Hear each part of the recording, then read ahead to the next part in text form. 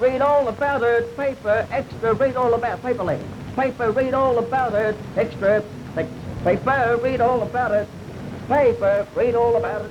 When you spent that tuppence, did you know how much work it took to put that newspaper under your arm? Well, it all started high in the mountains of Tasmania. These well-watered slopes are covered with Australian gum trees of ancient vintage. The forest crop matured and ready for reaping. Only a few types of gum tree will make newsprint, the most important being swamp gum, technically called Eucalyptus regnans. Anyhow, they've been here a long time.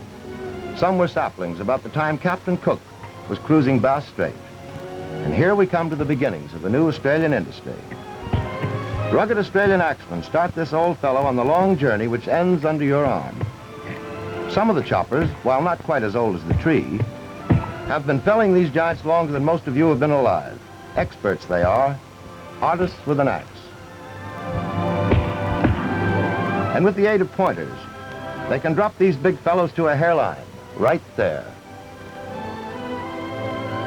After the front is chopped, a little exercise on a saw. Tougher than keeping wood in the kitchen stove, but these chappies fall 3 or 4 big fellows every day. They jump, and there she goes.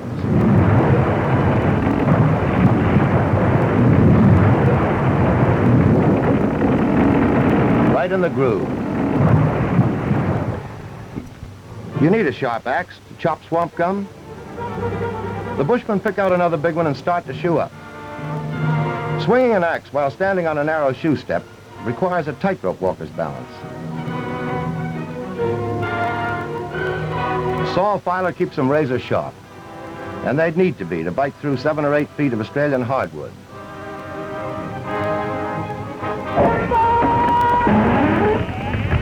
Here comes another whopper.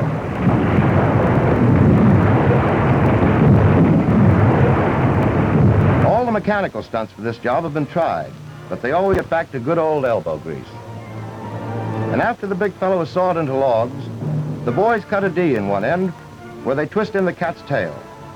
And here's the cat, 25 tons of snarling power. And it takes plenty of power to drag a 15-ton log through the bush. But the big cats make it look like child's play. Off it goes, churning and grinding through the mud, a half-mile loading rig. The lads whip them along, summer or winter, snow or mud.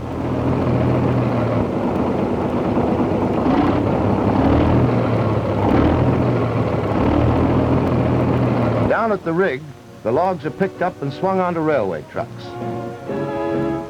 The loader signals, the operator plays a little tune, and the log swings away. The rig groans, but the gear can take it. They don't bring cranes or derricks to the bush. They make them on the spot. The high rigger tops a big one. Spars are bolted together for a boom. Up goes the rigger with blocks and steel guy wires, and there it is, a 25-ton derrick. Gently does it.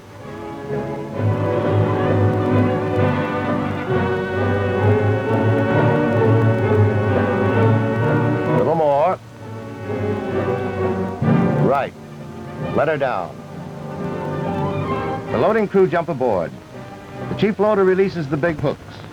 This stick, which may end up as the newspaper which you read with your morning tea, gets a lot of attention. Measured for girth and length, sorted for timber or newsprint. Type and brand is cut in the end and the dimensions are written on the side. Dick the loader gets a free lift to the top.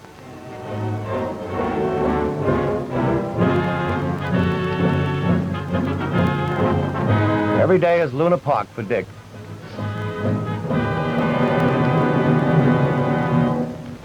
And here come the cats with 2 more big ones. They wallow and snort through hip-deep mud. That takes power. Unshackle the cat's tail. Give her the gun. And whoosh, up she comes. Dick hooks on those outsize ice tongs of his. And the rig picks up a 12 or 14 tonner as if it were a bundle of kindling.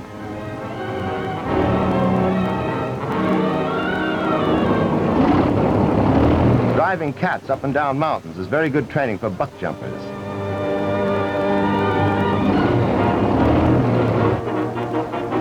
And when the trucks are loaded, the chains are coupled to hold everything snug and pretty. And then away they go, roller coastering down the mountain to the main line.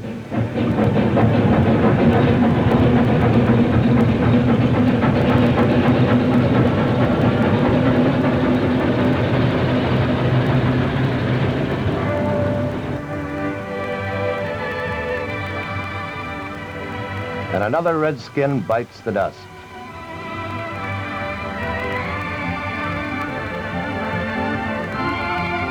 Now there's a fellow with a nice job.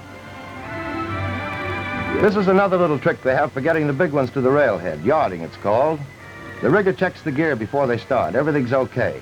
Our friend with the tough job signals ready at his end. The yarder operator gets his machine rolling. They drag the big logs a half-mile with this outfit, through mud and bush, across gullies which even the cats can't handle. This yarder is the most powerful rig used in logging.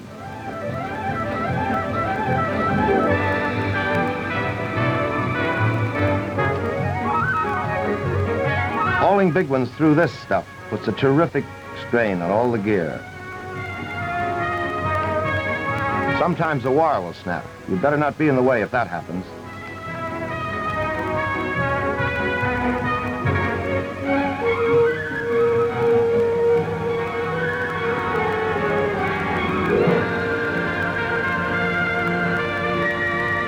Up she comes, slow but sure.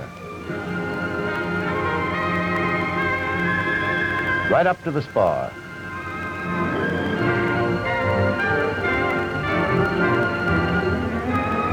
High enough, and away it goes.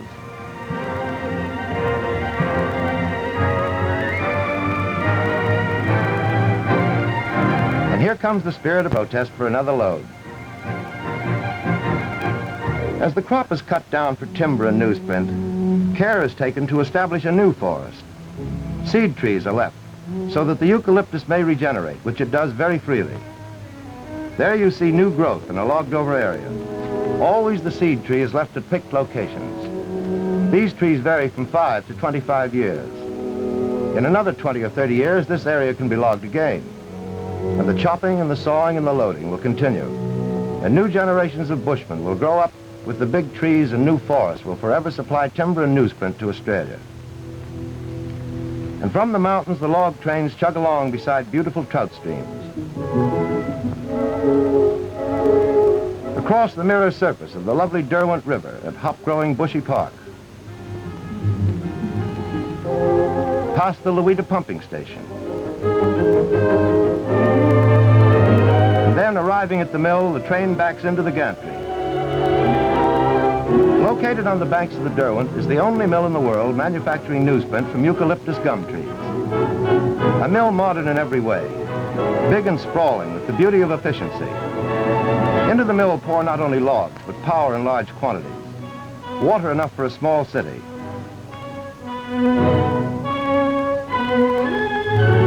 From the never-failing Derwent, the 3 million gallons of water needed each day are pumped into this big filtration plant. Every drop of paper-making water must be free of all impurities. A government hydroelectric substation dispenses thousands of horsepower generated at Tarraleah.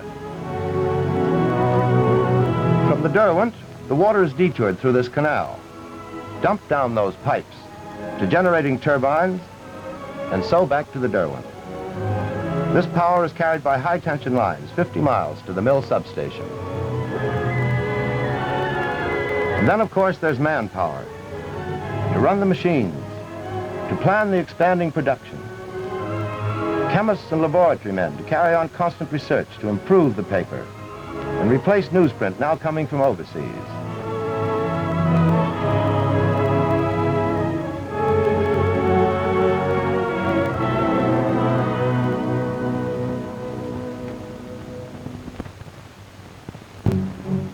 Here the big roll of wood starts the trip, which it will end as many rolls of newsprint.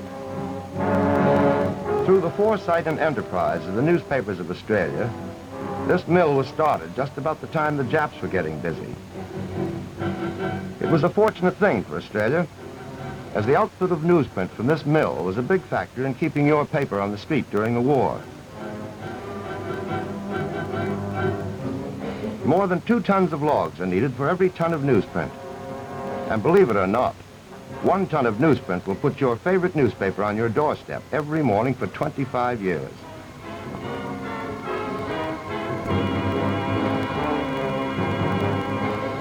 The crane driver swings the big log easily and nicely to the washing trough. The coat of mud acquired coming down the mountain gets washed off.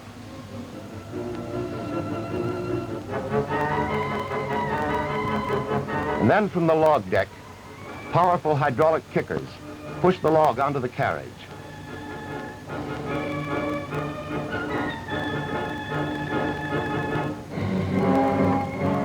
Then with a roar, the traveling carriage moves the log through the twin saws, which slice the timber into flitches as easily as you slice your bread.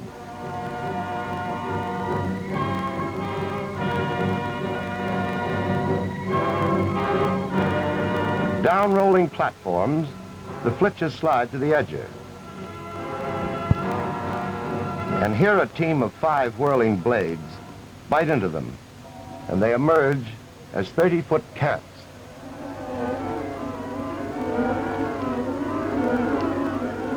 And now the conveyor carries them to the slasher.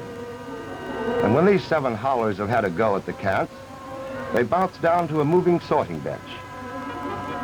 That big log has now become what the papermaker calls a billet. These chaps sort them for color and grade. They're loaded into steel cribs. A specially designed truck whisks them off to the grinders. Not all the timber goes into pulp. Scrap is chewed up by the hogger and becomes fuel for the boilers. The best of the logs are sawn into lumber for home building. Here the mill is developing a fine new community, well-built homes and playground facilities for the people who work at making newsprint. The BEV truck hurries the cribs through the rows of stacked billets to the grinder mill. This is where a lot of that hydropower is needed. 3 3,600 horsepower motors drive the battery of grinders. The operator feeds the billets into the hungry mouth, and the hydraulic ram forces the wood against the whirling grindstone. With a constant stream of water playing on them, the billets are chewed into pulp.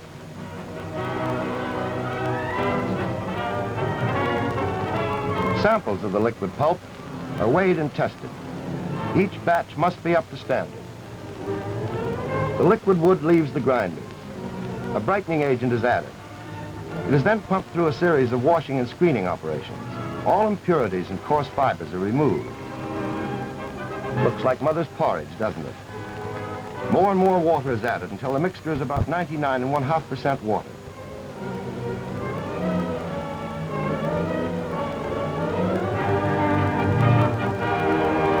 And now we come to the sulfite pulper. Bales of chemical pulp are churned up in a beater. A small quantity of this cooked pulp is added to provide the paper with extra strength. And after the whipping and washing and screening, the river of liquid wood is pumped to the prima donna of the mill, the paper-making machine.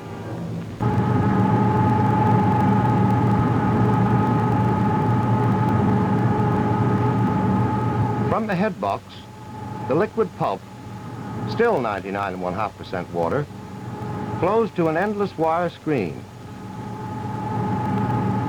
By gravity and suction, water is now removed.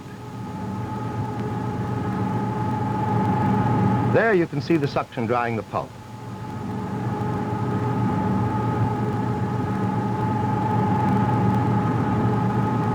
The delicate fabric of embryo paper spans the gap to the felt blanket. Between granite and rubber rolls, more water is extracted, and now it passes to the dry end. The paper must be as dry as Monday's washing. This machine, 100 yards long, is the last word in mechanical ingenuity. At 1,150 feet a minute, the paper passes over 42 steam-heated rolls. Liquid pulp at one end, a 300-foot trip in 50 seconds, a spinning roll of newsprint at the other. The roll is tapped for hard or soft spots. It's measured, and now comes the neat trick of changing spools. With a compressed air hose ready, the crewman stands by. He gives a blast and the paper streams out. And then ready, zip, and a new spool is started. Just as simple as that, and the machine keeps rolling. From each roll, a sample is torn off. The sample is matched to a standard. It's weighed, and then it's given bursting strength test, and this little gadget tries out the tearing strength. But things don't always go so smoothly. The red light. Everybody jumps. Yes, it's a break. There she goes. The whole crew race to their positions. Any impurity in the pulp will break the paper, even the blowfly. Imagine having to guard this monster against that old sheep menace, the blowfly. Using high-pressure air, the crewmen clear the broken paper from the drying rolls. They throw off the wet blanket of forming newsprint. Now, what caused the break? The foreman thinks a tiny sliver sneaked through. But no time is wasted getting their baby rolling again.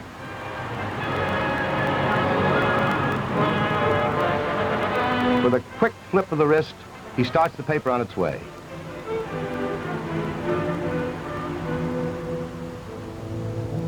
There it goes across the hot drying rolls.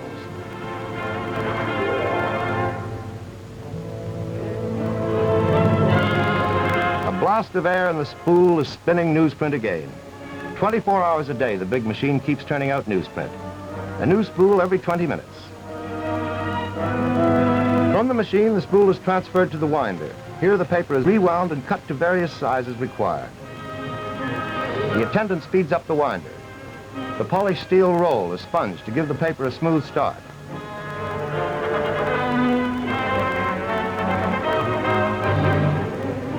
From the winder, the rolls of completed newsprint are wrapped in strong shipping paper. The end pieces are pressed on. Away it goes to the lowerator. Each roll is weighed and recorded. And down the lowerator goes the continuous flow of newsprint for storage and shipping to all the press of Australia. 650 tons of newsprint a week come off the big machine. But one city newspaper may gobble up 50 tons with a single issue, which explains the needs for increasing production. Here the rolls get stenciled and labeled for various papers. The mill has a fleet of barges into which the paper is loaded. 150 to 250 tons to the barge.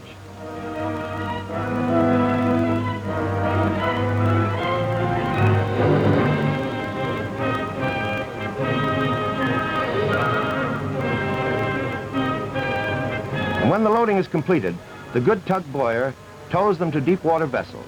The newsprint arrives at the big city daily. They're going to press.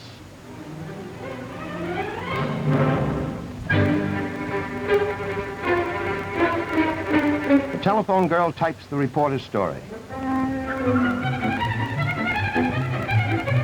She passes it to the sub-editors. Everyone is flat out as the last-minute flashes are prepared for the front page. News comes from all over the globe.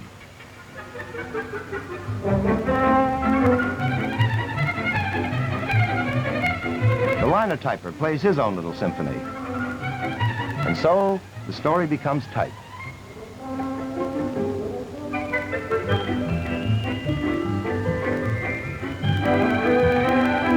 Type is rushed to the makeup.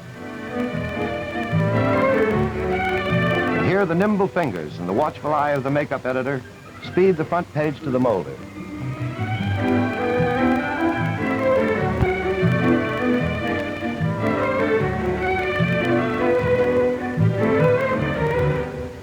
The matrix is checked.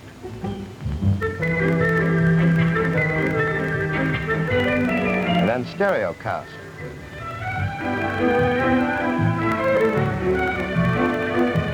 At last, the front page plate is ready for the press. A few quick cuts and the edges are cleaned, and in a moment the presses will roll. And it won't be long before that nice white newsprint is on the street to bring you the result of the test. What won the third race, or how things are going in Europe. Now you can see the presses gobble up the newsprint faster than the big paper machine can make it. Automatically, a fresh roll is started.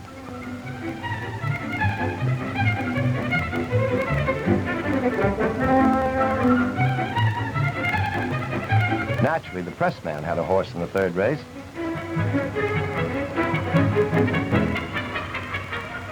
Off the conveyors, the papers are swiftly bundled and labeled.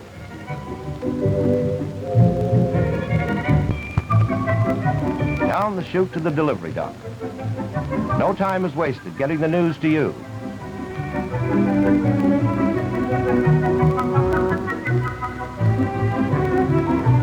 Toss on the bundles and away he goes.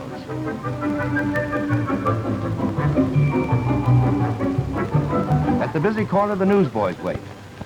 And that's how timber makes news. Paper,